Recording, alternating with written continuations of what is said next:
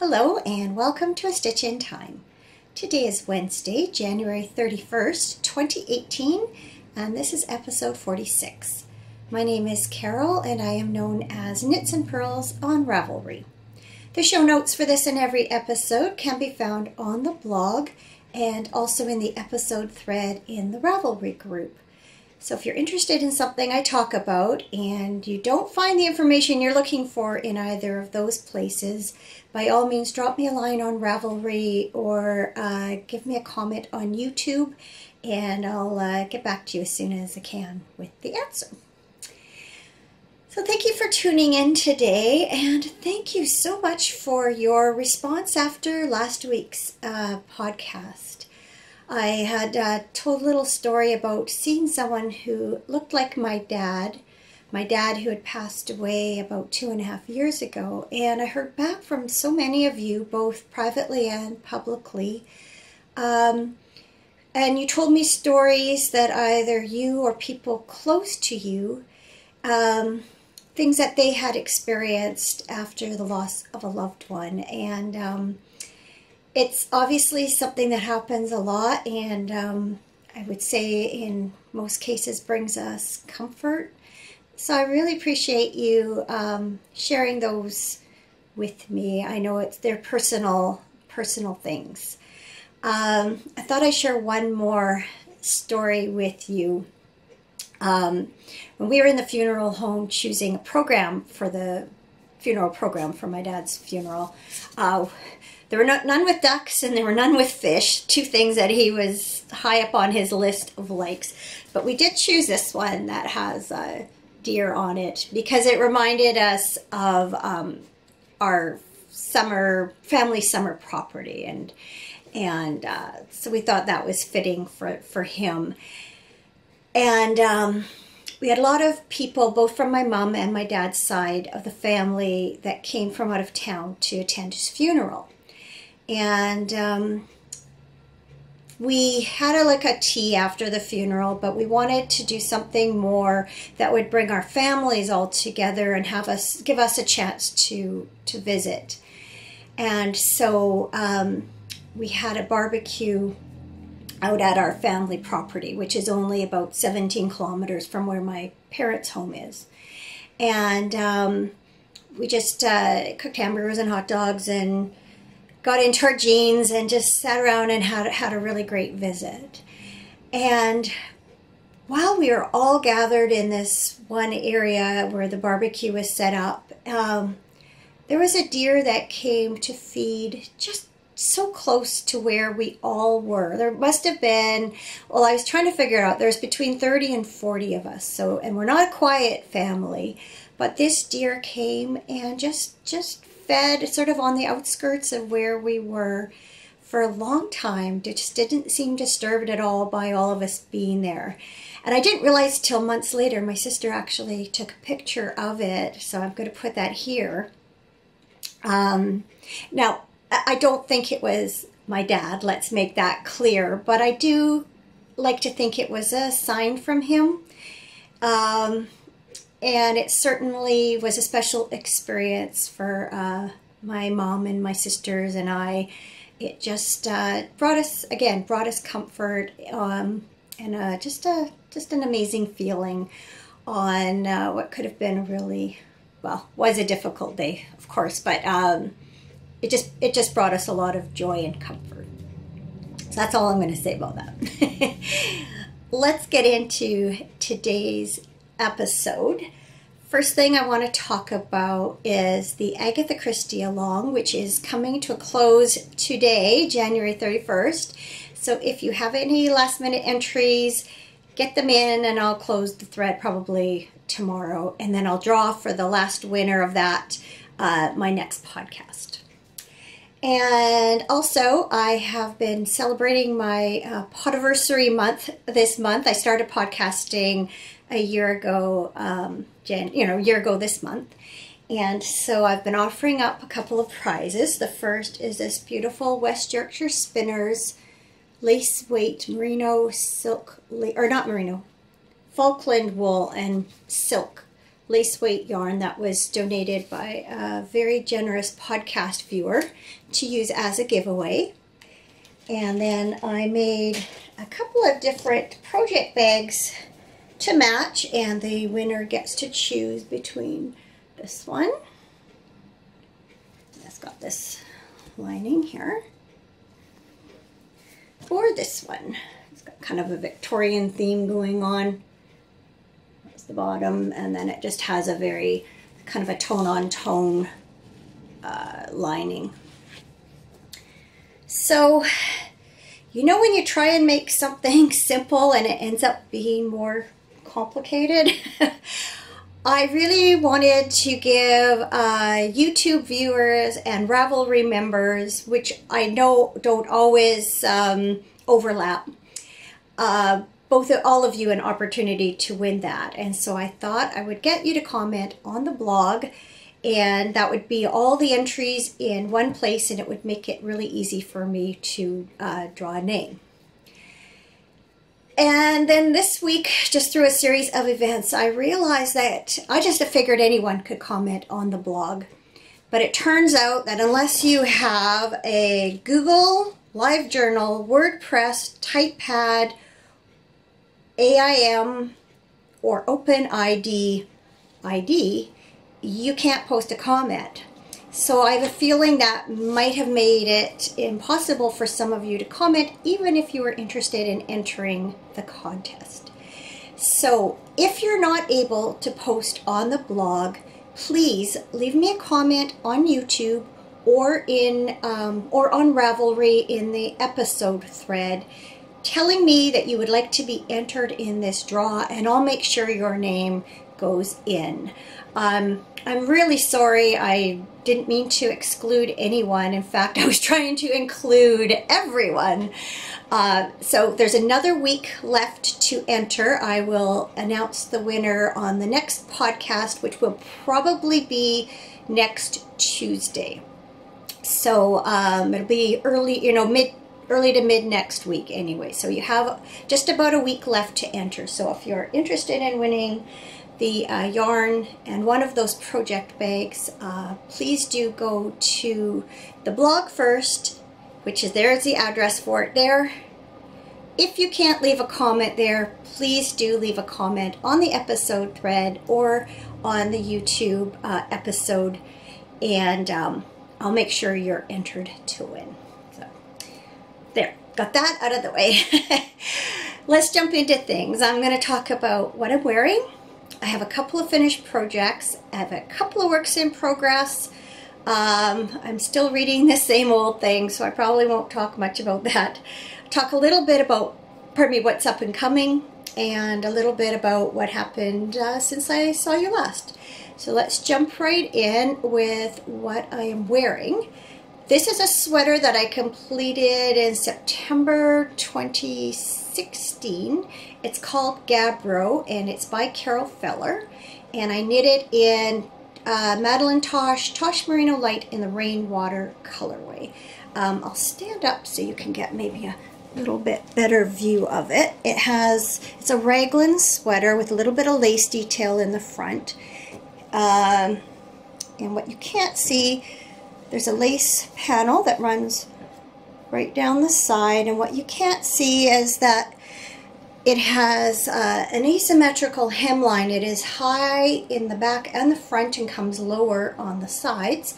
There's pictures on my project page if you're interested. And then the sleeves have this detail where they're slanted, and then I added lace on the sleeve on each side too, just to match this up here. This is another sweater that I like it better off me than on me. I don't wear it a lot. I wish I did. I actually knit the whole thing, or most of it, twice, because I didn't like the way I blended the yarns the first time around. I had 3 skeins of yarn. 2 were very similar and 1 was a little different. And I think I had probably alternated Well, I don't even remember what I did. I just knew you could tell where I'd used one skein or another. And so I ended up taking it back to the neckline and starting over and blending all 3 skeins of yarn throughout the whole project. And I'm much happier with the color blending.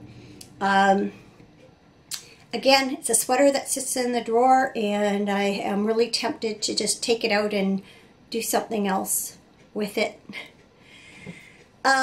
We'll see. I have too many other things to knit right now, so it'll stay as it is for now, but it's making me realize just I do have a number of sweaters I just don't wear, and I have to figure out what it is about them that I'm not liking so that I can avoid making the same, mistakes in the future. Hi, just popping in, Carol from the future, popping in here to say that what I realized after I recorded and I took a good look in the mirror is, again, I think it's that asymmetrical hemline that's just not that flattering on me. And I think if I were just to take it back a few inches and just do a traditional straight hemline, I think I'd be a lot happier. So that's not a lot of ripping out to do, and it will make this sweater much more wearable. So I think that's going to be on the to-do list sometime in the future. Back to our regularly scheduled program. I have 2 finished projects this week. The first is this hat for my granddaughter. If you've been tuning in, you will remember that I knit her these gloves for her birthday, which is actually tomorrow. She's turning 13. And these are the lace and twist gloves by Silka Burgoyne out of an Interweave Holiday Knits magazine. The details are on my project page. So I had finished these last week, and I wanted to knit a hat that would incorporate this lace and twist pattern into it. And she wanted a slouchy hat. So I wasn't sure how many stitches to cast on, etc. So I actually downloaded this Barley Light Hat by Tin Can Knits, and this is a free pattern on Ravelry. And I just used it as a jumping off point. Gave me a sense of how many stitches to cast on, what needle size to use, how far to knit before I did the decreases, what the rate of decrease should be. And so while I didn't follow anything, except I think I cast on the same number of stitches, like I say, it was a good guideline. So what I did is cast on, I think it was 120 stitches, and I did this twisted 2x2 rib. That's the same as the gloves. And then I decreased 1 stitch, and I had enough stitches to go around and do 7 repeats of this lace and twist pattern. And so I knit as far as I thought I should before beginning the crown decreases. And because of the way the pattern was, I decided to decrease in the middle where the cables run rather than beginning along the edges of the lace. I could have done it either way. This to me just made more sense. So I started decreasing where the cables are and eventually ended up in actually alternating stockinette and purl stitches, because I followed this line of purls up from here where it separated for the lace. Anyway, so there's the crown. So I'll try it on just because, give you maybe a better idea of how it looks. I hope it's slouchy enough. I hope it's what she wants. It's a little bit smaller than I would make for myself. Not much, but a little bit, which is good because my daughter said that her head is a little bit smaller than hers. So I figured my daughter's and mine are both the same. So there it is from the side. And then there it is from the back. Hopefully that gives you a view since I can't see you. So yeah, her birthday, as I said, is tomorrow.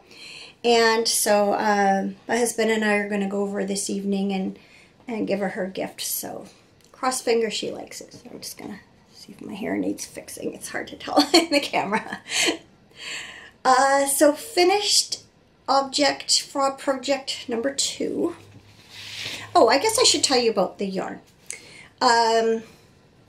Details, of course, are on my project page. It is Sansgarn Sisu in color 6733 turquoise. And it's a fingering weight yarn. Alrighty. Finished project number 2 is the shawl I was working on last week called Swerve. And I saw this done up as a sample at the Beehive Wool Shop in Victoria and bought the yarn while I was there on holidays. So for the solid, I have this Drops Baby Alpaca Silk in color 8108. And for the mohair, silk mohair, it's Concept by Katya. And the color is 701. So, as I told you last week, I pretty well ripped it all out and started over again because I didn't like the way the colors were playing out. And I'm glad I did because I'm very happy with the finished result.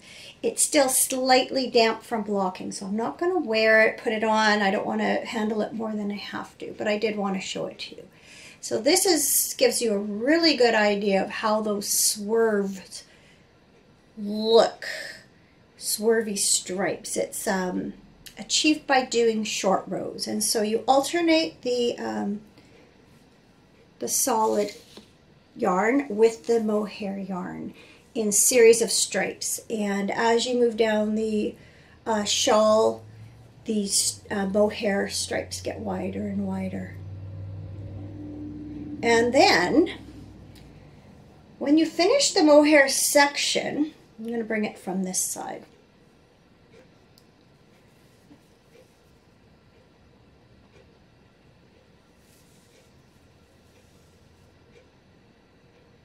Okay, and then you can see how they all swerve up there.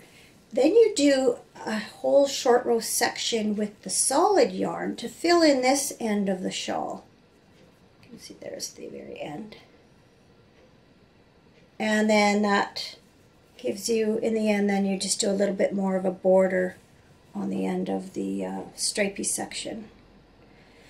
It's quite wide. I think it's about 7 feet from tip to tip. So I'm going to have to experiment with it to see how I want to wear it. When you take it off the needles, it's a very strange shape. This whole area in the center kind of goes up in a curve like this. So what I did is I pinned out this whole edge straight at the top, and then I pulled it into shape to just form a curve on the bottom like this. It smells lovely. I used the, what's it called? Eucalyptus in the, oh, I forget what it's called. I'll put the name on the screen here. Anyway, it has just a really nice smell to it. Like I say, it's slightly damp, but it should be ready to wear soon. So anyway, I thought that turned out really beautifully. It's very drapey, it's very soft. I should be able to wrap it up like a scarf and wear it, or even just wrap up in it like a shawl, because it's certainly long enough in the back and long enough in the front too. So I can see myself just curling up in that at home to keep warm. It's nice and light. So yeah, that was good, and chance to finish something else.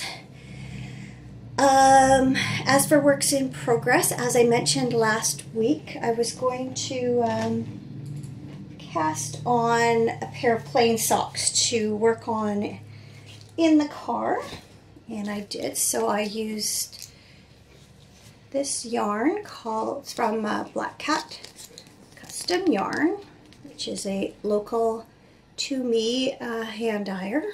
She has a brick and mortar store, so this is her everyday sock, and it's in the Nyan color way,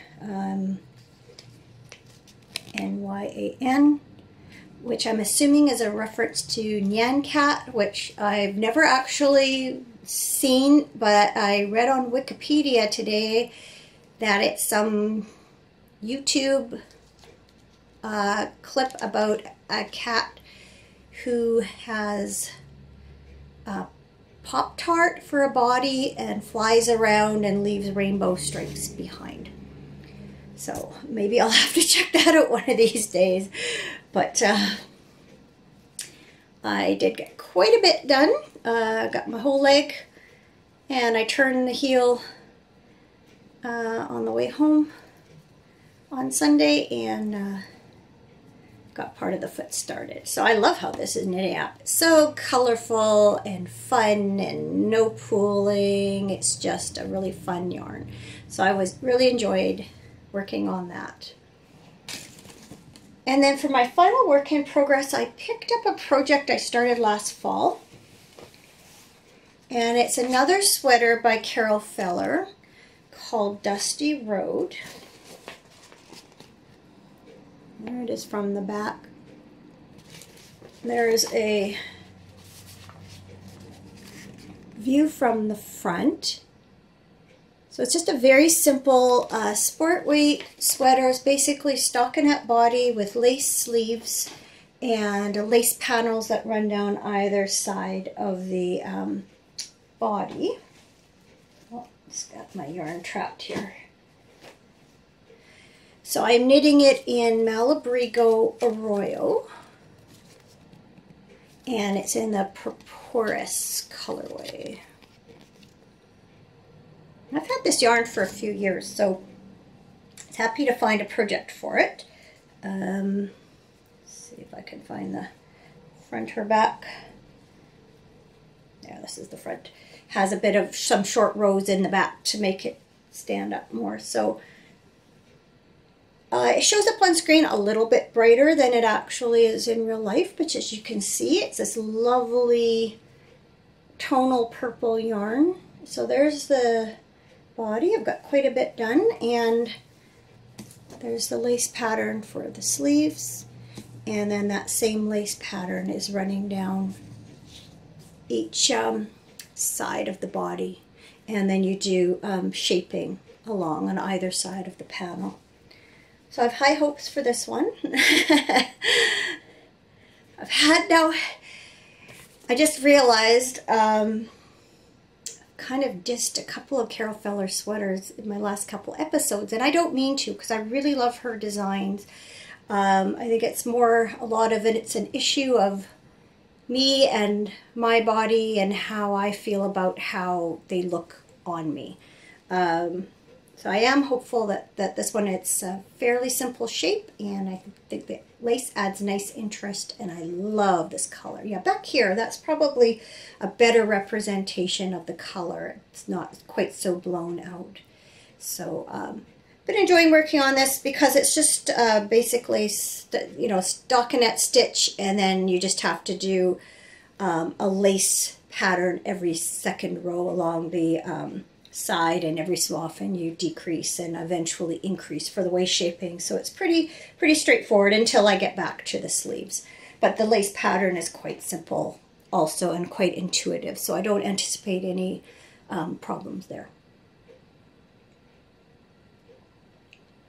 As for what's up and coming, I decided to go ahead and purchase Helen Stewart's The Handmade Sock Society, and so that's a series of 6 patterns that will all be released over the course of this year. First one is being released on February 5th, so I am looking forward to that. I don't know what yarn I'm going to use. I got a newsletter today that showed the yarn, a couple of different yarns that she used for them. I'm going to wait and see the pattern and then decide. So I am looking forward to participating in that this year.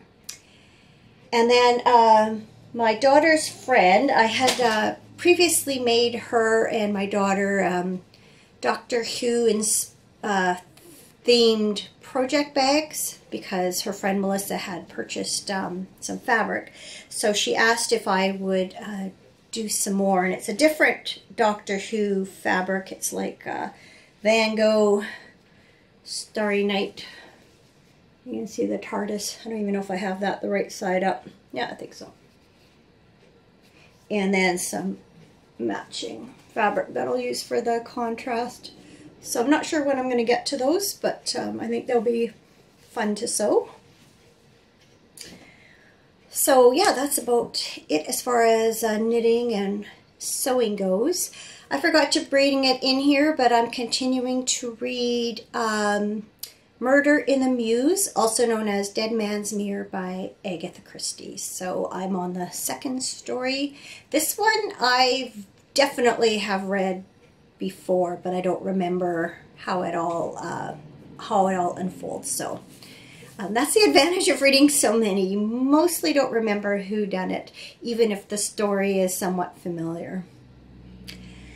So this past week, we spent the weekend up at my mom's place in Clinton, which is about 3.5 hour drive from here. We had a very good drive up Friday afternoon. We left sort of late afternoon. My husband wanted to drive in the dark as little as possible. And we'd had some snow actually predicted for here.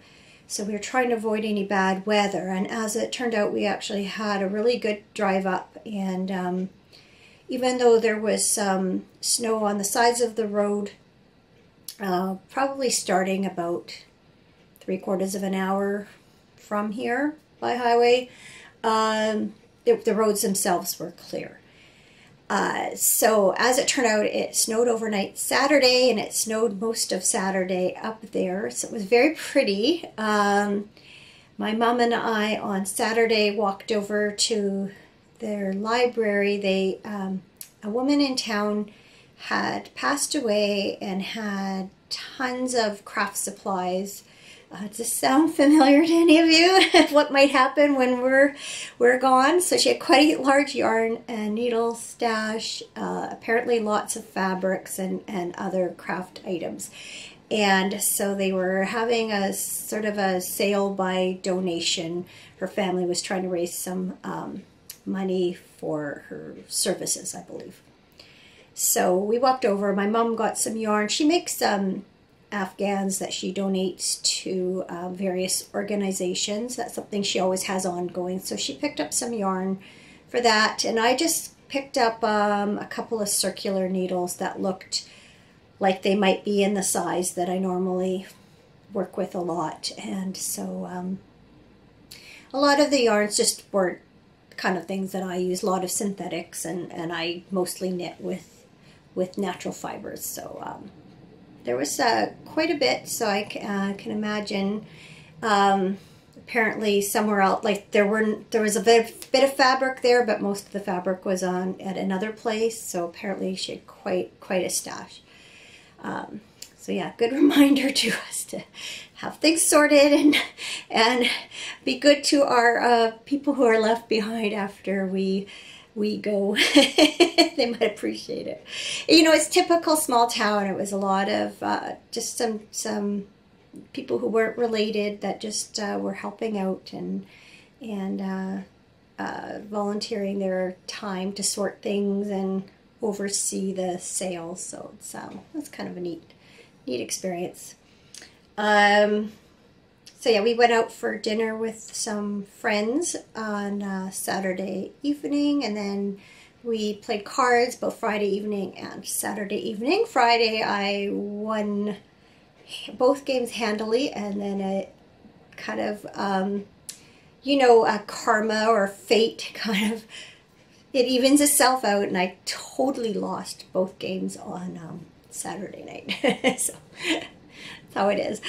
So yeah, anyway, we had a really nice visit with my mom. She did like bacon and eggs breakfast before we left on Sunday.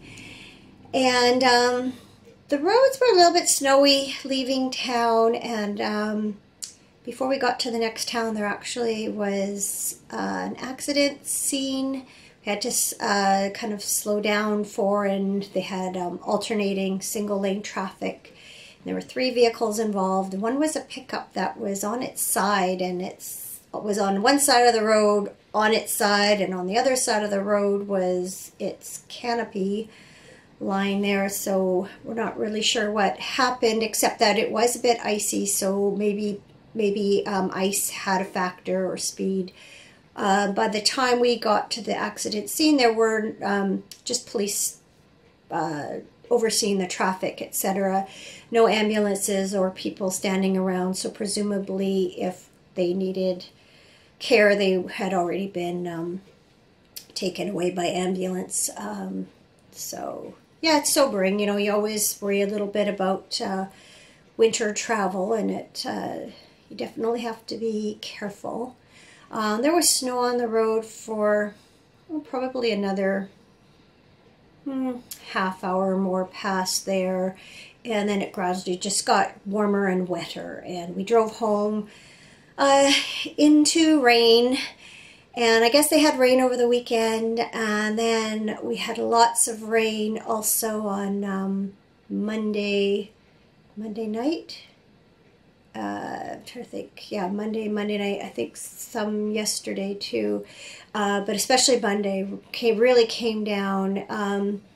Great weather for ducks, literally. I'm going to put some footage here of our neighbor's backyard that the back of it was flooded, and there were 4 ducks swimming around in there.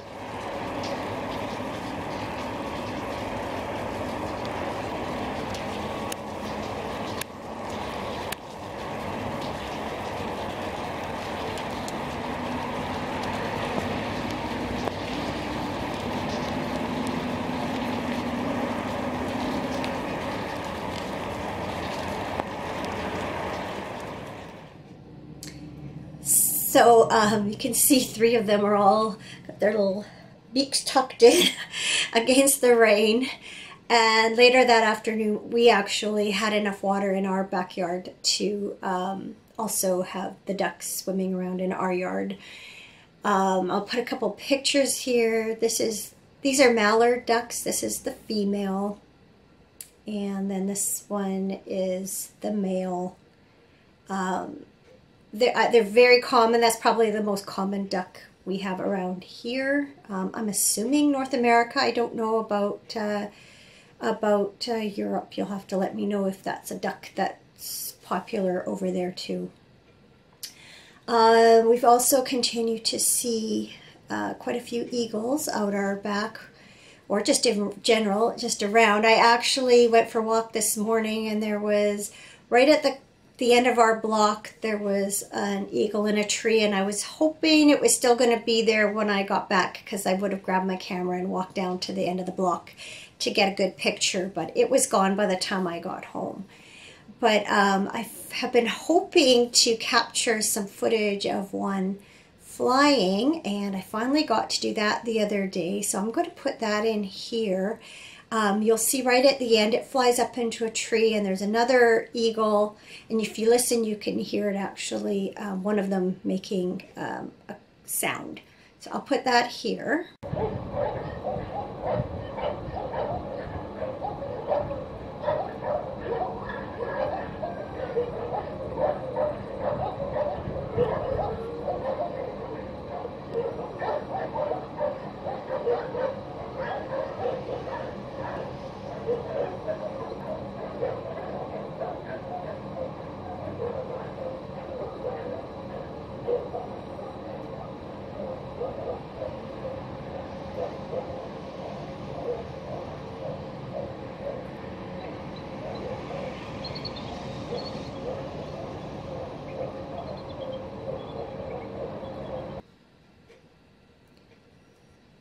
And then later that day I looked out, and in that same tree where the eagle had landed, there were 3 eagles. So I got a picture, and I'll put that here so that you can see that. So yep, continue to see lots of eagles. It is that time of year.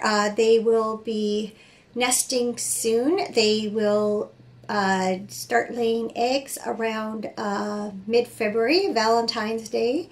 So we used to have across the field from us, you might notice in the video, there's like a big red barn. Across the street from that barn, the house there used to have this really big tree in its yard, and it had a big eagle's nest in it.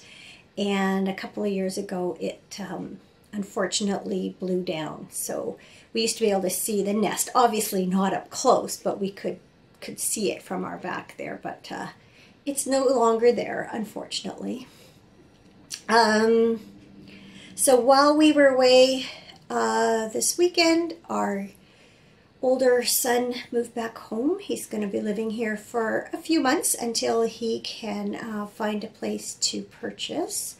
So it gives him a chance to look, gives him a chance to save up a little bit more money. So he's all moved out. Yesterday he met the house he was living in with his cousin. It got sold, and so both the upstairs and downstairs tenants had to move out. So he was there last night with the landlord, did their last walkthrough, and he did have to give the landlord credit. He definitely made it.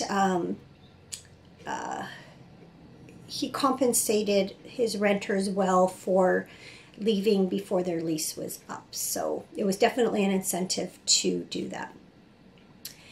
And yeah, this weekend we're going away again. My husband is playing in a bonspiel, curling in a bonspiel in a small town a couple of hours away from us. So we're going to go spend the Friday night and Saturday night up there, and depending on how well they do, they'll curl Friday night and Saturday, and depending on how well they do, they may curl Sunday too, and then we'll head home. Who knows? I guess it's Super Bowl Sunday. I don't really care about Super Bowl myself, but I know my husband would like to get home in time to watch it, so we'll see how that goes. Unfortunately, we planned this bonspiel and booked hotel and stuff before learning that my brother-in-law was throwing his wife a surprise 60th birthday party on Saturday, so we're not going to be here for it. But my husband's other brother and his wife are going to come over from Vancouver Island and stay at our place so that they can attend. So that, I'd kind of forgotten about that, so it means I've got to get some, or I have been and still have to finish tidying some things up, getting things ready for them to stay. You know, you're just always a little more picky about how your place looks when you have people coming and staying, especially when I'm not here. So, got a little more housework to do, plus just some errands to have to do before we head away too. So next tomorrow will be pretty busy with that, plus curling, and then we're gonna leave probably around noon on Friday. So I believe it'll be next Tuesday when I record. We unfortunately learned of one of the men who has been in my husband's ball league longer than my husband has, and that he's into 20-something years. We learned he passed away a few days ago, and so his service is next Wednesday afternoon. So I think I will try and record on Tuesday. So remember, if you are interested in winning the yarn and project bag, please leave a comment and let me know, and I will add your name to the list. And I'm just going to write them all down and pull them out of a hat or a bowl or something. So take care until then. Have a good week, and I will see you soon. Bye.